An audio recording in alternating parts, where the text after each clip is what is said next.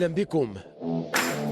رغبة في وضع حد لمثل هذه المشاهد، لمثل هذا الواقع بالمستشفيات المغربية، كان لابد من إصلاح عاجل، إصلاح عميق.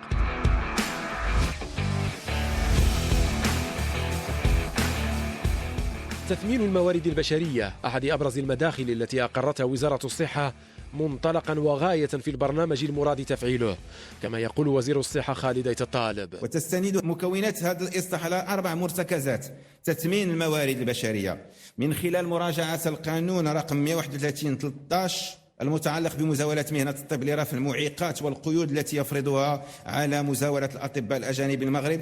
كذلك إحداث وظيفة عمومية صحية عبر مراجعة القانون الإطار 34/09 المتعلق بالمنظومة الصحية، وعرض علاجات لملائمة تدبير الرأس المال البشري للقطاع الصحي ومع خصوصية المهن الصحية.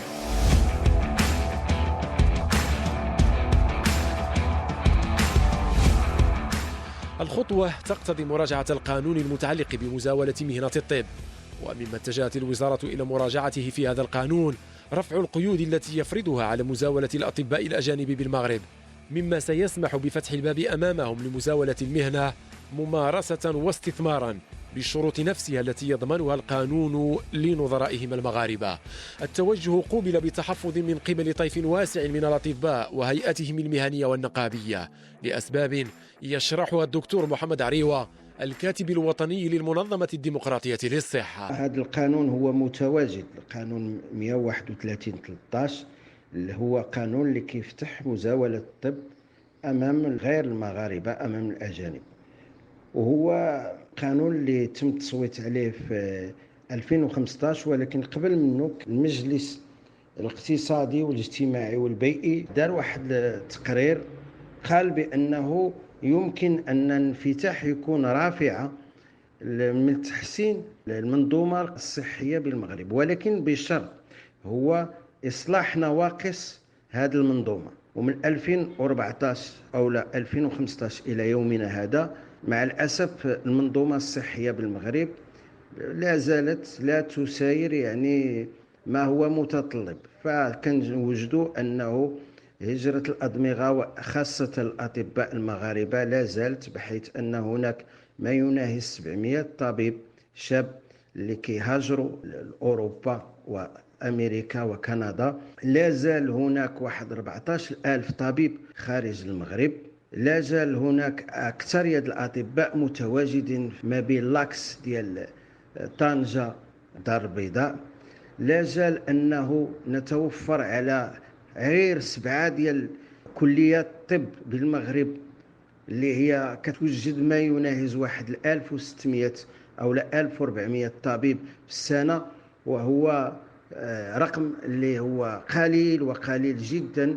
فيعني خص واحد الإصلاح هيكلي مهم في قطاع الصحة، وخص استثمار ديال الدولة، لأن الميزانية اللي هي مرصودة لوزارة الصحة الآن 5%، فكنعرفوا أن منظمة الصحة العالمية تطلب أنه باش تكون منظومة صحية في المستوى خصها تكون استثمار ديال 10 حتى 12% من ميزانية الدولة.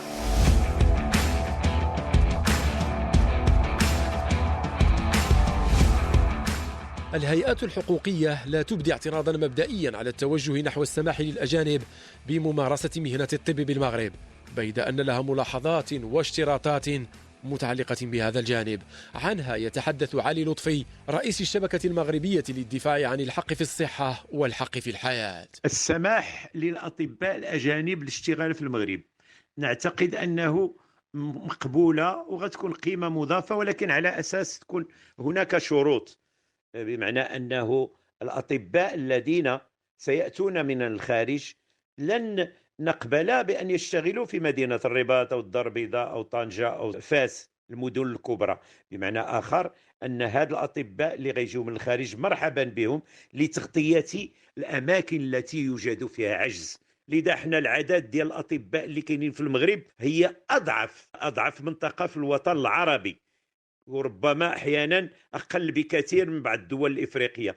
العدد ديال الأطباء قلال، خصنا تكون عندنا 12 كلية الطب في المغرب، كل جهة تكون كلية الطب، ويكون بجانبها مركز استشفائي جامعي، وبجانبهم كذلك معاهد عليا أو كليات للتمريض، على أساس أن لا تقل نسبة التخرج سنويا على 4000 طبيب سنويا و6000 ممرض وممرضة وقابلة وتقني صحي سنويا، باش يمكن لنا يلا نوصلوا نغطيو 50% من العجز الذي نعيشه اليوم.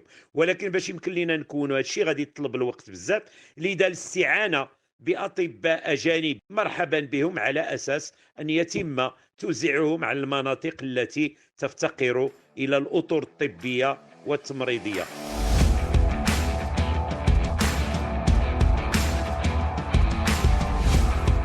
ضمن مشاريع مراجعة قانون مزاولة مهنة الطب بالمغرب والقانون الإطار المتعلق بالمنظومة الصحية أيضا حديث عن مقتضيات جديدة الغاية منها حث الأطباء المغاربة الممارسين بالخارج على العودة إلى مزاولة العمل داخل أرض الوطن.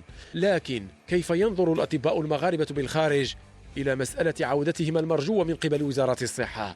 هذا أشرف سكري، الطبيب المغربي المقيم بفرنسا. نحن أولا ككوادر وكفاءات مغربية مقيمة بالخارج، خصوصا الأطباء المزاولين في مستشفيات أوروبا وأمريكا الشمالية، نثمن ونشهد بحرارة على الرعاية الملكية السامية فيما يخص هذا القطاع الحيوي الذي يخص صحة المواطن المغربي. طبعا وصلتنا أصداء بخصوص رغبة الحكومة المغربية في التوقيع مع كوادر طبية أجنبية قصد المزاولة في المغرب، وكذلك أصداء إيجابية تخص إقناع الأطباء المغاربة المزاولين في الخارج بالعودة إلى أرض الوطن. طبعا هذا شيء نثمنه، ونحن طبعا جند وراء صاحب الجلالة لخدمة المواطن المغربي إذا ما توفرت طبعا الشروط والظروف التي بإمكانها طبعا توفير خدمة صحية ذات جودة للمواطن المغربي. فهذا الشيء طبعا نحن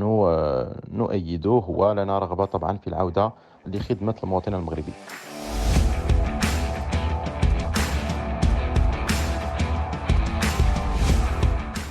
لكن ولنكن واقعيين، هل من السهل إقناع طبيب مغربي استقر بالخارج لعقود بالعودة؟ نستمع لنموذج آخر.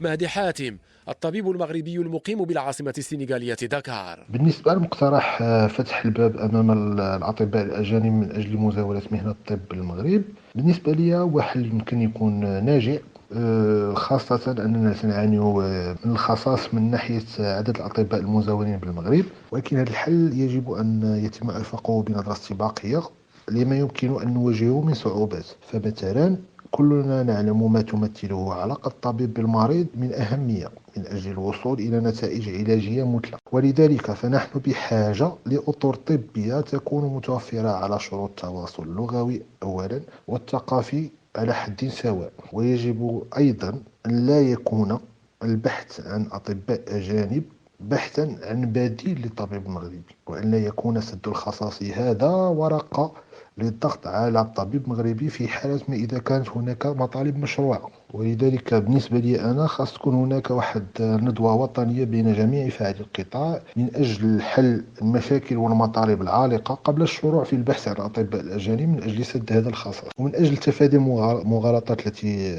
قد تصل إلى مسامع المواطنين في التحفيزات والمطالب العالقة. تتسجل أيضا في توفير بيئة مناسبة لمزاولة مهنة الطب، وليس فقط ما هو مادي، لأن هجرة الأطباء المغاربة ما تكونش ديما من واحد الناحية مادية بحتة، تكون أيضا من أجل البحث عن ظروف مواتية لمزاولة مهنة الطب، ظروف مواتية للبحث العلمي، ظروف مواتية للتكوين المناسب.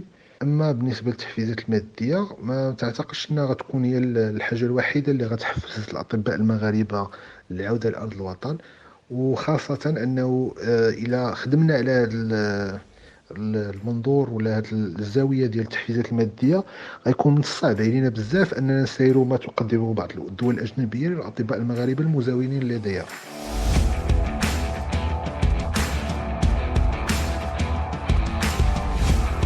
تعميم الحماية الاجتماعية على المغاربة من أعمدته قطاع صحي مؤهل لتقديم خدمات طبية واستشفائية ذات جودة.